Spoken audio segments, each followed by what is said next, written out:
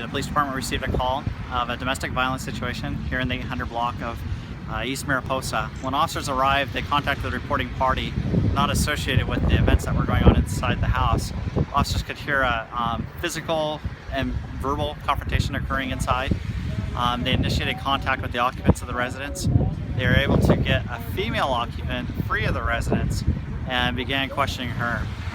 It was determined that a felony domestic violence crime had occurred along with some others.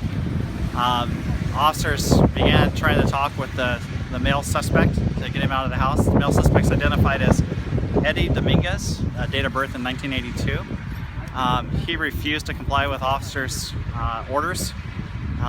We established containment on the residence. Because of the threat of weapons, we began evacuating some of the immediate homes in the vicinity. Out of an abundance of caution, we also made notification to other occupants in the area of the police activity occurring. Through the morning, we attempted to continue to talk with him, get his compliance. He refused to cooperate with officers in any way. A throw phone device was delivered in an attempt to get him to communicate with us. A recorded message from family members was delivered. Still refused to cooperate with us.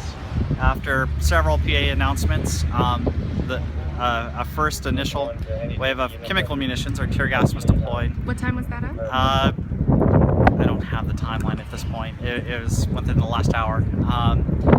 After the initial deployment throughout the residence, he still failed to submit to arrest. Additional tear gas or chemical agents were deployed. Shortly after that, a fire broke out in the structure. With fire inside the structure, the suspect did comply and did surrender to officers just outside the front of the residence. Before the fire or after the fire? After the fire. And so no injuries reported at this time.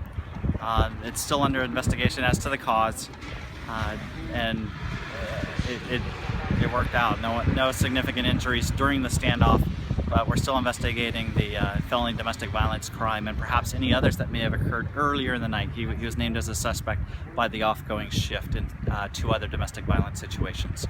So we're happy that we were able to track him down and eventually get him into custody without injury. Okay, so he's had an episode of a domestic violence call before? There were 2 calls last night. He was the named suspect in both those domestic violence calls. Different victims? Different locations. I don't know if it's different victims, but different locations. And so is he booked? Is he going to be booked? He'll be booked to Santa Barbara County Jail.